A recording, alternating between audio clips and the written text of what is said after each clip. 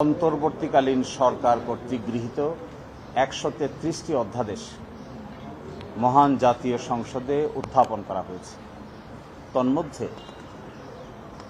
১২টি অধ্যাদেশকে ল্যাপস করার প্রস্তাব করা হয়েছে, ৩টি অধ্যাদেশকে বাতিল করার প্রস্তাব করা হয়েছে, ১৩টি অধ্যাদেশকে পর্যালোচনা করে নতুন করে ফর্মুলেট করার প্রস্তাব করা হয়েছে, ৭৪টি অধ্যাদেশকে পাশ করার প্রস্তাব করা হয়েছে, যেভাবে আছে এভাবে পাশ করার প্রস্তাব করা হয়েছে, এবং ৩১টি অধ্যাদেশকে সংশোধন সাপেক্ষে পরবর্তীতে পার্লামেন্টে উত্থাপন করার জন্য প্রস্তাব করা হয়েছে।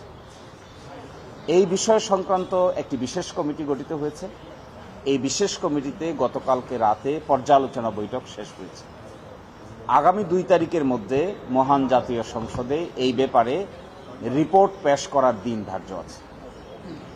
এই প্রেক্ষিতে কয়েকটি বিষয় নিয়ে, যেগুলোর জাতীয় গুরুত্ব আছে, এই কয়েকটি বিষয় নিয়ে আমরা আপনাদের সঙ্গে কথা বলবো।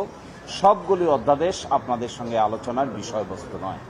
তার মধ্যে প্রথমটা হলো গণভোট অধ্যাদেশ।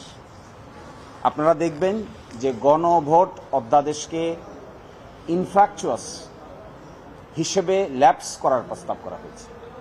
অর্থাৎ গণভোট অধ্যাদেশের আর কোনো কার্যকারিতা নাই, সেই জন্য এটি অটোমেটিক বাতিল হয়ে যাবে মর্মে গতকালকে মতামত প্রকাশ করা হয়েছে।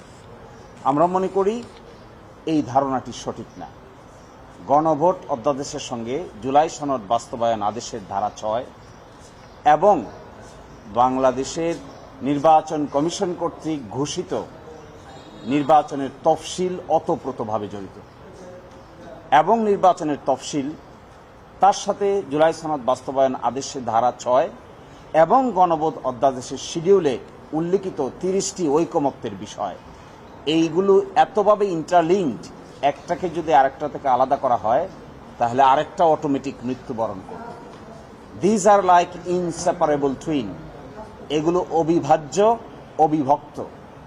এই ৩টি আইন, বিশেষ করে ২টি আইন, গণভোট অধ্যাদেশ, তার সঙ্গে আছে জুলাই সনদ বাস্তবায়ন আদেশ, এবং একই সাথে আছে গণভোট অধ্যাদেশের শিডিউল এবং হাইকোর্টে যে রিট পিটিশনটি পেন্ডিং আছে তার রুল, একই সাথে নির্বাচন কমিশন কর্তৃক ঘোষিত নির্বাচনের তফসিল, এগুলো ইনসেপারেবল, এন্ট্যাঙ্গেলড, একটা থেকে আরেকটাকে সরিয়ে মৃত্যুবরণ করানোর কোনো সুযোগ আছে বলে আমরা মনে করি না। যা কিছু হবে এসব কিছুর একসাথে হবে। যে সিদ্ধান্তই নিতে হবে, এই সিদ্ধান্ত নিতে হবে সবগুলোকে একসাথে করে। ৬ ধারায় বলা আছে যে গণভোট অধ্যাদেশ গণভোট সংগঠনের লক্ষ্যে, নির্বাচন কমিশন কর্তৃক গণভোট সংগঠনের লক্ষ্যে একটা আইন প্রণয়ন করতে হবে। জুলাই সনদ বাস্তবায়ন আদেশের ধারা ৬, সেখানেই সেই আলোকেই একটি গণভোট অধ্যাদেশ জারি করা হয়েছে। এখন যদি গণভোট অধ্যাদেশকে আপনি সেপারেট করে কিল করে দেন, নাই করে দেন, তাহলে it will effect directly July সনদ বাস্তবায়ন আদেশ ধারা ৬, তার প্রিয়েম্বল এবং গণভোট অধ্যাদেশের শিডিউল। গণভোট অধ্যাদেশের শিডিউলটা যদি আপনারা দেখেন, এখানে জাতীয় ঐকমত্য কমিশনে একমত পোষণ করা ৩০টি বিষয়ে লিস্ট দেওয়া আছে। এই ৩০টি বিষয় আবার গণভোট হয়েছে যে ৪টি প্রশ্নে, তার মধ্যে একটি প্রশ্নের অন্তর্ভুক্তি আছে।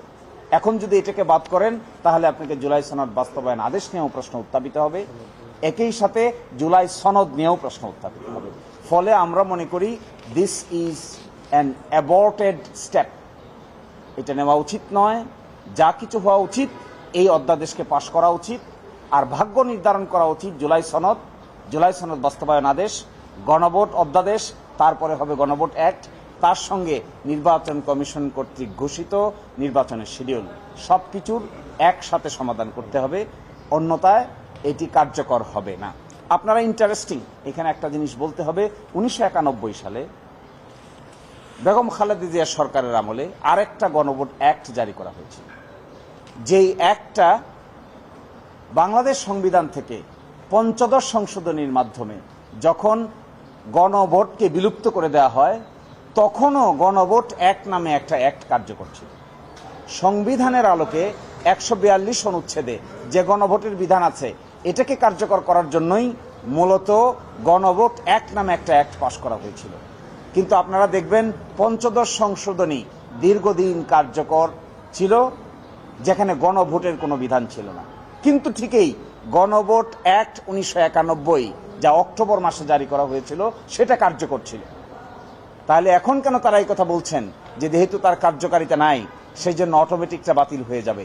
এই প্রশ্ন যদি আপনারা সমাধান করতে চান তাহলে জুলাই সনদ বাস্তবায়ন আদেশ একই সাথে জুলাই সনদ একই সাথে নির্বাচন কমিশন কর্তৃক ঘোষিত তফসিল এবং ইলেকশনের রেজাল্ট একসাথে ডিসপোজ করতে হবে। Otherwise there will be a legal chaos and legal complexities.